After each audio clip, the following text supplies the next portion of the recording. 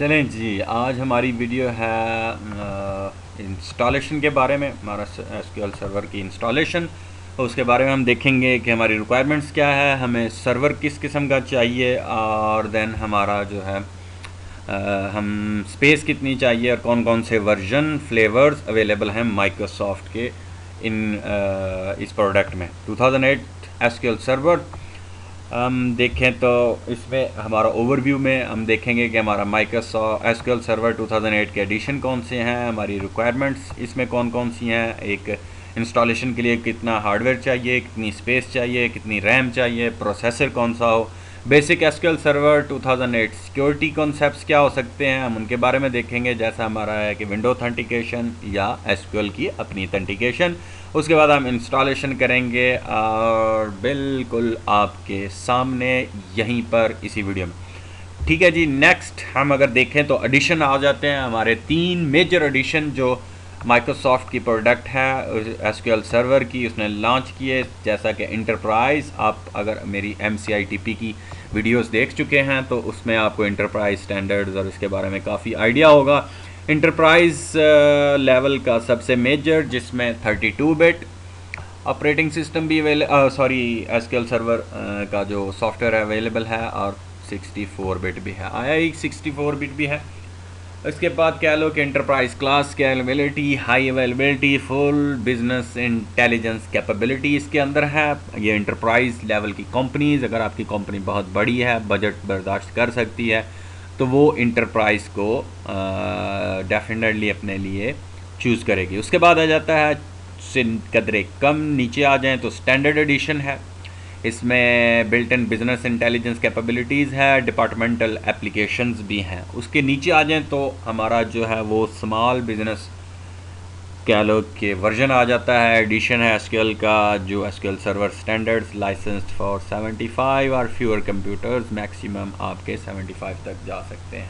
Enterprise में कोई limitation नहीं है, इसमें आप कह लो कि काफ़ी ऑप्शंस हैं जो आपको स्टैंडर्ड्स और स्मॉल में नहीं मिलेंगे। उसके बाद मेजर जो हमारा काम है, हम लोग तो अपना सारा जो है इसमें लैब्स वगैरह आ रही है, वो मैं इंटरप्राइज़ को ही पसंद करूँगा, और यही हमारे लिए विनर है। अपनी लैब्स के लिए और कंपनीज़ के लिए प्रैक्टिस करने के लिए अवेलेबल है। इसका आगे जब हम डाउनलोडिंग के पेज पे जाएंगे तो मैंने तो ऑलरेडी डाउनलोड किया हुआ है माइक्रोसॉफ्ट की वेबसाइट से।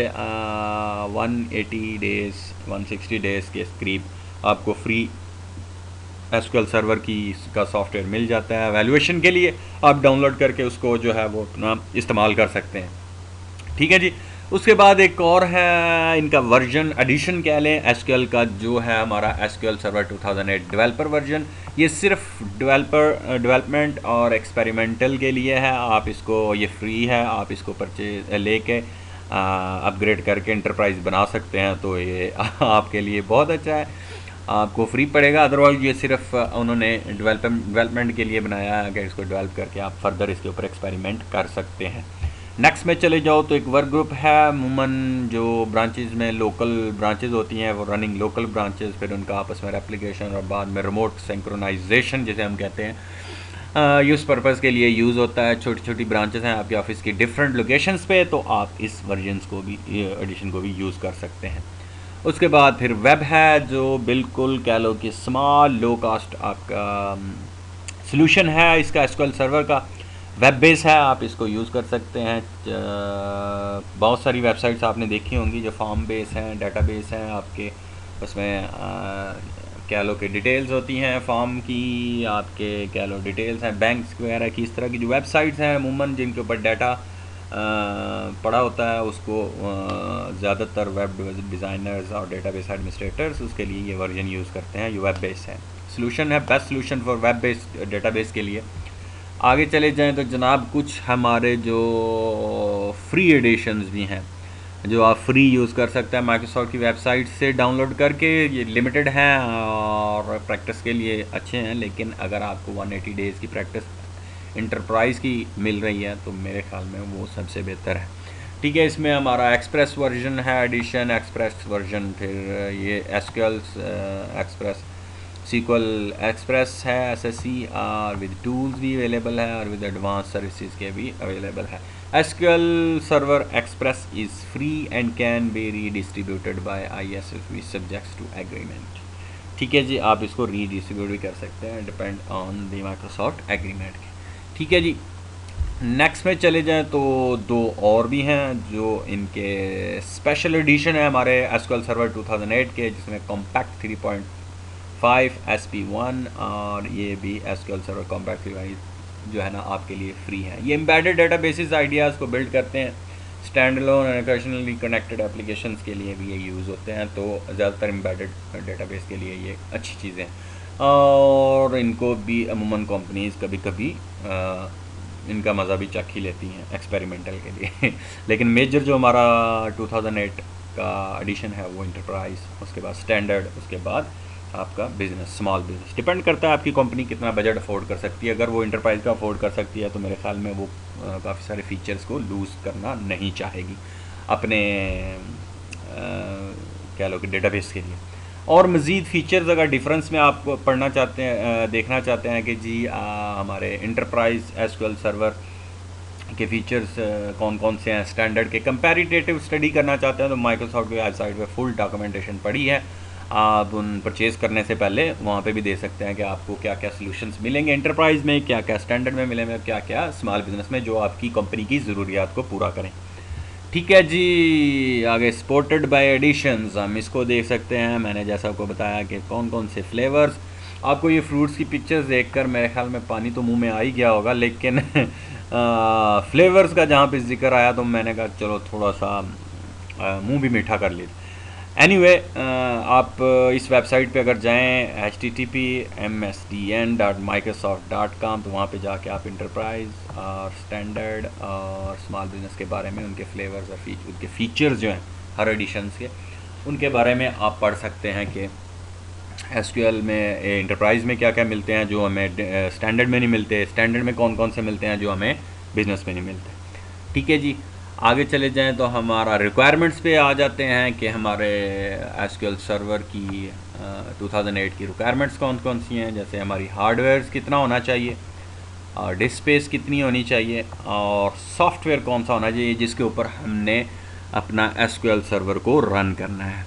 ठीक है जी, नेक्स्ट में चले जाएं तो हमारा इंटरप्राइज 32 बिट और 64 बिट का हार्डवेयर क्या लो कि कंपैरेटिव स्टडीज़ आपके सामने है। मीनवाइल प्रोसेसर कितना होना चाहिए इंटरप्राइज 32 बिट के लिए जनाब 1.6 गीगाहर्ट्ज़ का मिनिमम, और रिकमेंडेशन जो माइक्रोसॉफ्ट की हैं वो 2.0 गीगाहर्ट्ज़ प्रोसेसर होना चाहिए 32 बिट के लिए। ऑपरेटिंग सिस्टम कौन कौन सा है जिसके ऊपर हमारा ये SQL सर्वर इंटरप्राइज 32 बिट चल सकता है। आपकी विंडोज़ सर्वर 2003 पे भी चल सकता है और 2008 पे भी चल सकता है। हम 2008 पर ही इसको चलाएंगे अपनी तमाम लैब्स में। रैम कितनी होनी चाहिए जनाब, रैंडम एक्सेस मेमोरी आपकी मिनिमम 512 होना चाहिए, और जैसे जैसे ट्रांजैक्शन बढ़ती जाती हैं तो रिकमेंडेशन 2 GB और इससे भी अबव 4 GB तक हो जानी चाहिए अगर आपकी, क्योंकि ट्रांजैक्शन ना तो 100 में होती है, ना तो हज़ारों में, ना लाखों में, मे बी मिलियंस में भी हो, और बिलियंस में भी बड़ी कंपनीज़ की ट्रांजैक्शन और ये वो चीज़ें हो सकती हैं। तो रैम को प्रोसेसिंग करने के लिए, और इसमें क्या लो कि आपका सिस्टम स्लो ना हो तो बेहतर है कि रिकमेंडेड जो हमारी माइक्रोसॉफ्ट की है रिकमेंडेशन 2 GB की, उसको ब्रुए कार लाया जाए। आगे चले जाएं तो हमारा 64 बिट इंटरप्राइज एडिशन है SQL सर्वर का। मिनिमम इसके लिए 1.4 पे भी इंस्टॉल हो जाता है, प्रोसेसर काम करता है इसके साथ, रिकमेंडेशन वही 2.0 की, और सेम साउंड और सेम डांस 2003 और sorry same song same dance अच्छा जी, उसी गाने पे उसी वही डांस जो हमारा 32 इंटरप्राइज पे था और 64 इंटरप्राइज पे 2003 ऑपरेटिंग सिस्टम पे इंस्टॉल हो सकता है, और 2008 पे भी हो सकता है। रैम वही 512 मिनिमम और रिकमेंडेशन 2 GB।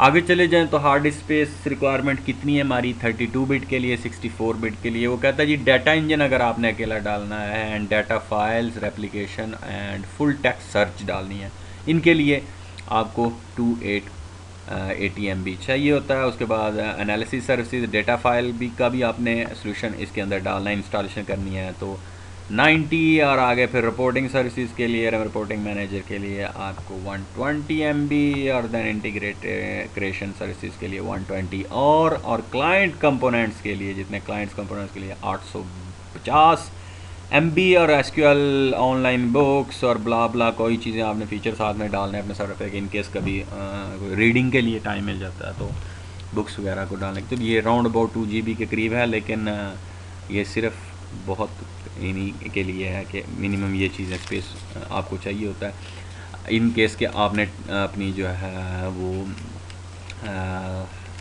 कह लो कि स्पेस सोल्यूशन कोई और साथ लगाया हुआ है। डेफिनेटली जब अगर डाटा बढ़ता जाएगा तो आपका सोल्यूशन भी आपकी स्पेस भी आपको ज़्यादा चाहिए होगी। ठीक है जी, तो ये सोल्यूशन जो छोटे छोटे फीचर्स हैं उनके लिए जितनी जितनी स्पेस होती है रिक्वायरमेंट, आप एक्स्ट्रा कोई लोग कहते हैं कि जब हमने फ़िलहाल जब स्टार्टिंग में क्या करते हैं वो यही फीचर डाल लेते हैं, वो भी डालते ही नहीं है, ज़रूरत ही नहीं है। ठीक है जी, जब वो बढ़ती है एनालिसिस सर्विसेज, यार ये भी चाहिए, डाटा फाइल्स का अलग से करना है तो ठीक है जी। रिपोर्टिंग के लिए भी हमने रिपोर्टिंग ऑप्शन भी रखना है, रिपोर्ट्स भी देखनी है तो ये भी चाहिए। तो करते करते सारी अगर मिलाएं तो 2 GB के करीब अप्रॉक्सीमेटली बनता है। ठीक है, लेकिन ज़ाहिर है 2 GB वाला सर्वर कहाँ अवेलेबल होगा, तो जितना अच्छा होगा, ज़्यादा होगी स्पेस वही सफिशेंट है।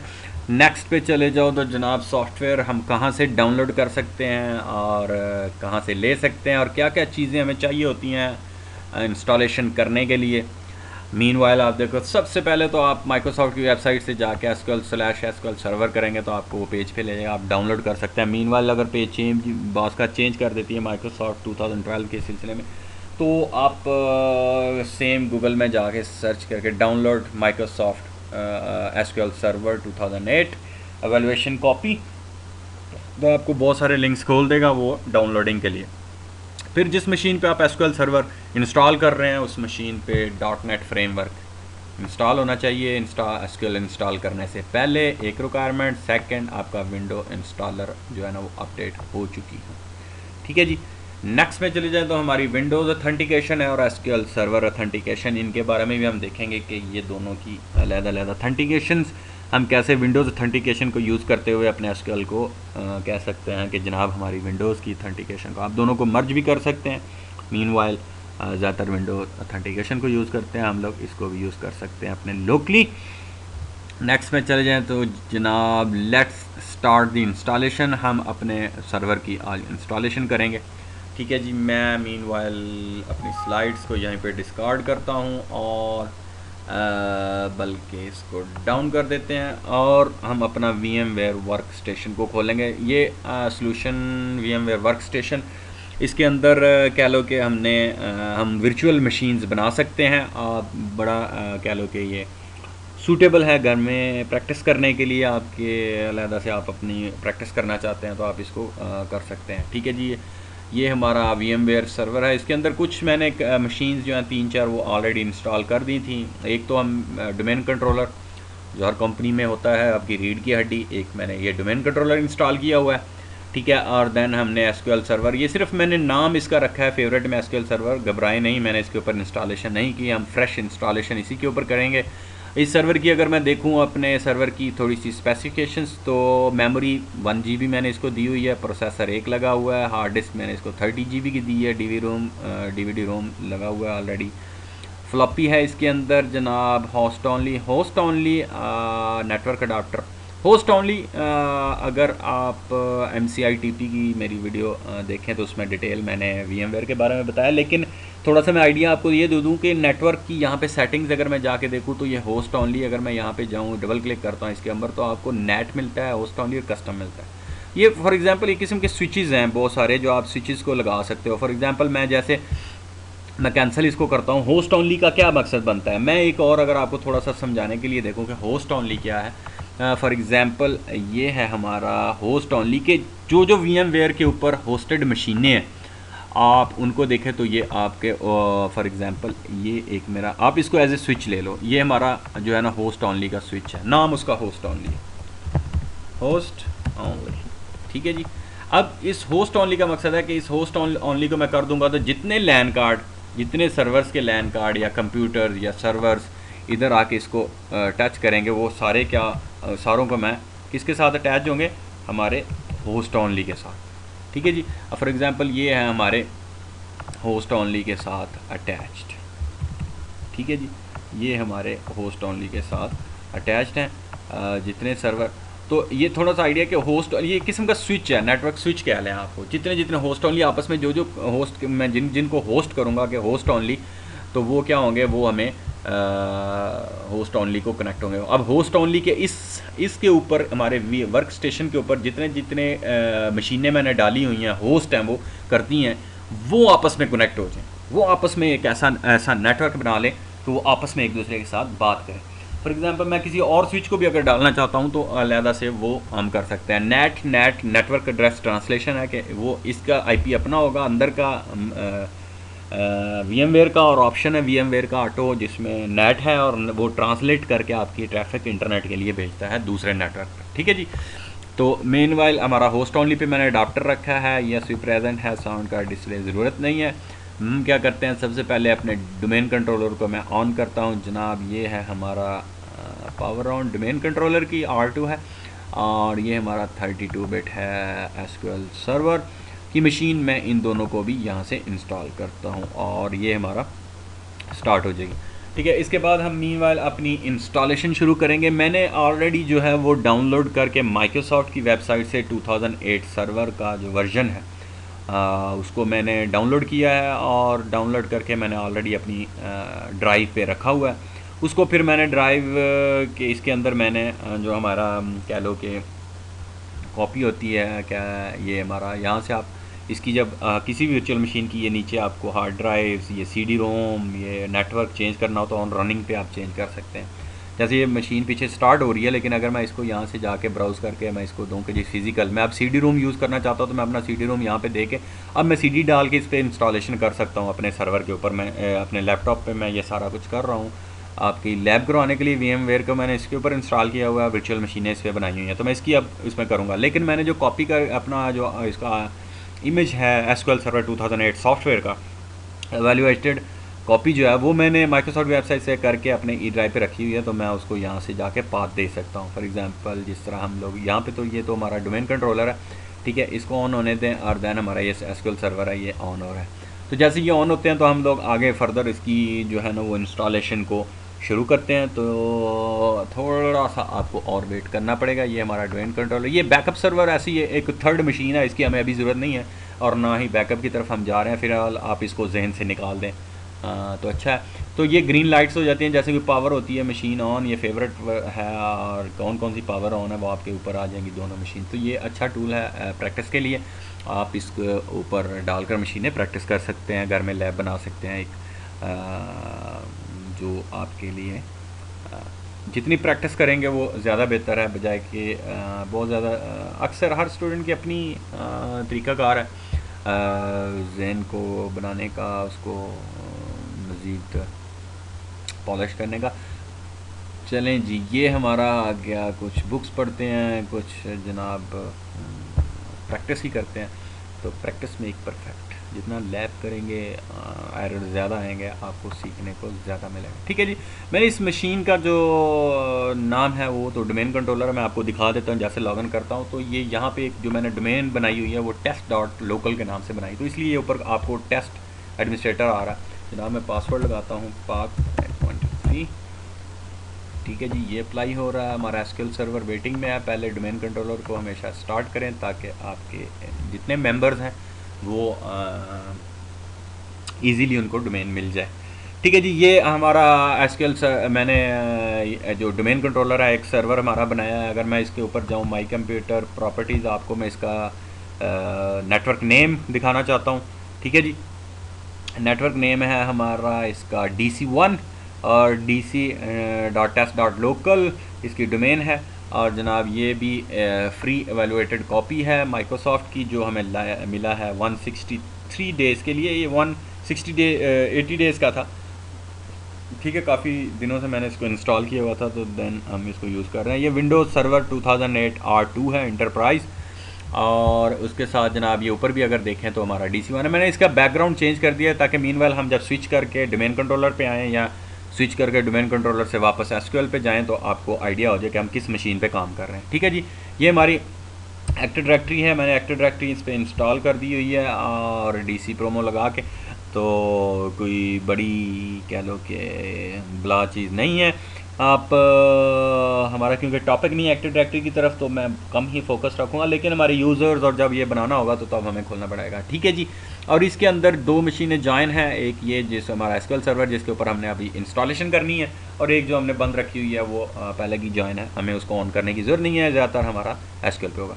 मैं आपको इसकी थोड़ी सी कह लो कि आईपी ट्रेसिंग भी दिखा दूं। अगर मैं स्टार्ट में जाके कमांड प्रॉम्प्ट में जाके ipconfig इंटर 192.168.10.1 ये है, और 10.10 हमारा एसक्यूएल सर्वर। मैंने स्विच किया, एसक्यूएल सर्वर पे गए जनाब, ये एसक्यूएल सर्वर पे आ गए, तो ये हम एडमिनिस्ट्रेटर test.com से .local से हम इसके ऊपर लॉगिन करेंगे, इंटर। ठीक है जी, तो ये है हमारा एसक्यूएल सर्वर जिसके ऊपर हमने इंस्टॉलेशन अभी शुरू करनी है। मीनवाइल ये जैसे स्टार्ट होता है मैं आपको जनाब हमारा ये, ठीक है जी, इसका बैकग्राउंड डिफरेंट है और डीसी का डिफरेंट है। ज़्यादातर तो हमने इस पे रहना है अपने एसक्यूएल सर्वर के ऊपर, ताकि हमारी जो इंस्टॉलेशन है वो इसके ऊपर हो सके।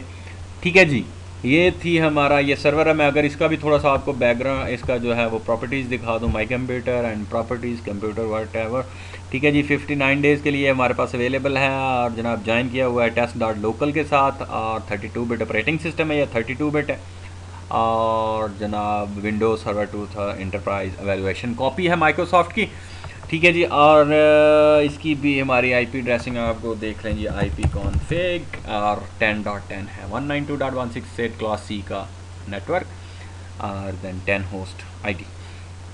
ठीक है जी, और इसकी अगर मैं देखूँ तो आपको माई कंप्यूटर में जाऊँ तो ये हमारी ड्राइव है, सीडी ड्राइव। इसके अंदर मैंने ऑलरेडी जो इमेज रखा हुआ था उसको मैंने इमेज मर्ज किया हुआ है इसमें। मैं अगर जाऊं तो यहाँ पे मैं आपको ये सीडी रूम के ऊपर डबल क्लिक किया मैंने, तो यहाँ से जाके मैंने ब्राउज़ करके अपना एवेल्यूएटेड जो है एसक्यूएल सर्वर का मैंने ये इमेज है जो ई ड्राइव पे पड़ा है। ठीक है जी, और मैंने उसको इसके अंदर ओपन किया हुआ है। ठीक है जी, और मैं ओके करता हूँ तो ये हमारा इसके अंदर आ जाएगा।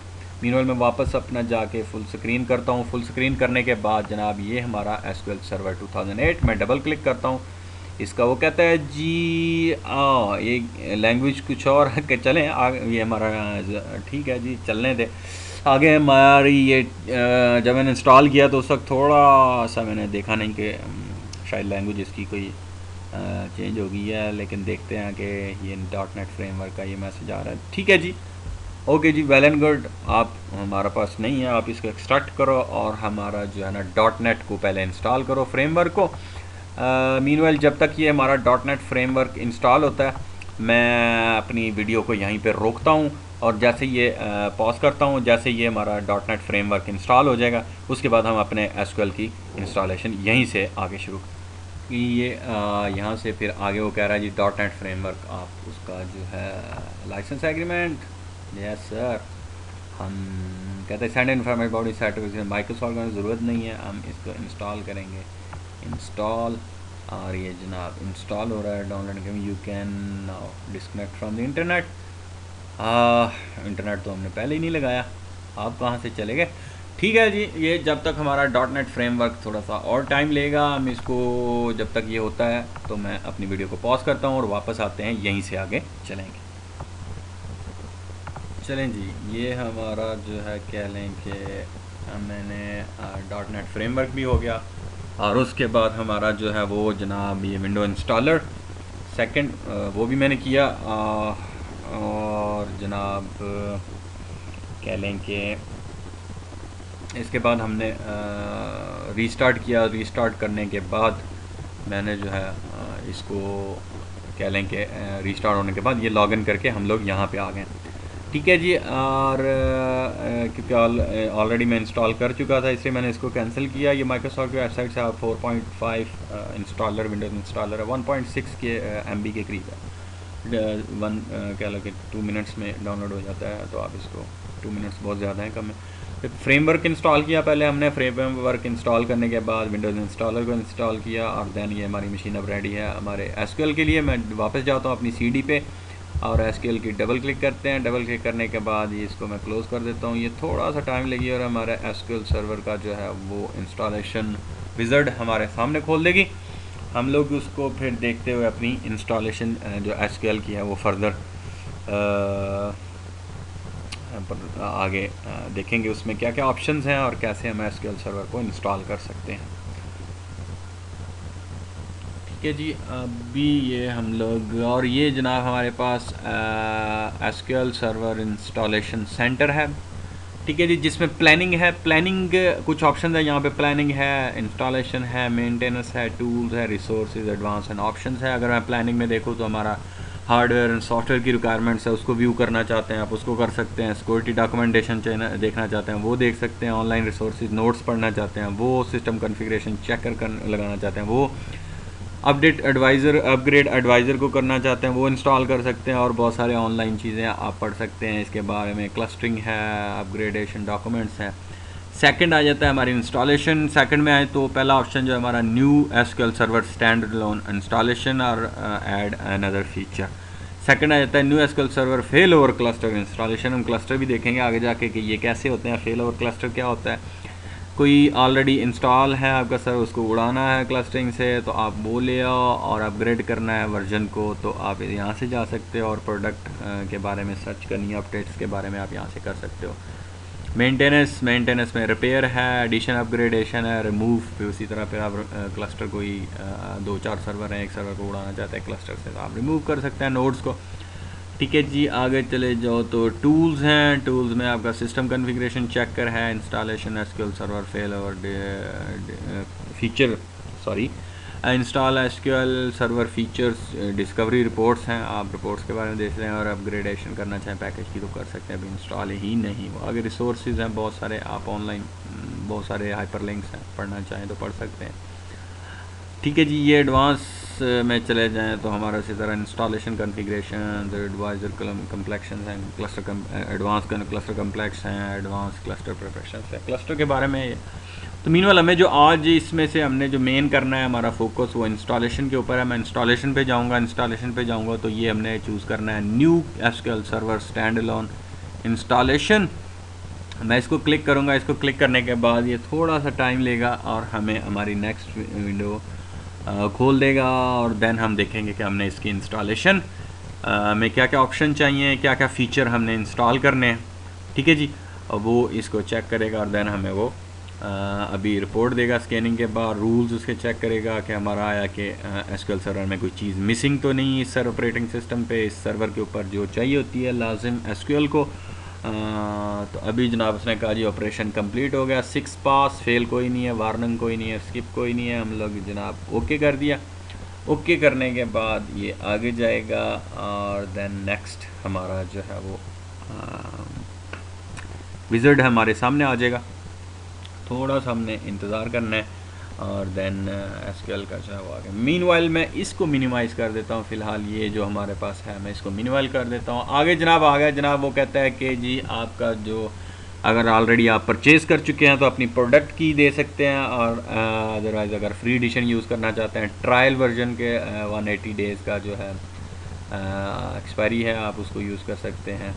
The instance will be activated with 180 days expiration to upgrade from a 1 edition to another edition. Run the edition upgradation. ठीक है जी, ये इंटरप्राइज एडिशन एक्सप्रेस और एक्सप्रेस एडवांस भी तो हमें चाहिए इंटरप्राइज, हम इंटरप्राइज को इसको करेंगे, और ये फ्री एडिशन हमें चाहिए प्रैक्टिस के लिए। हम लोग जनाब 180 डेज़ के लिए इसको यूज़ करेंगे।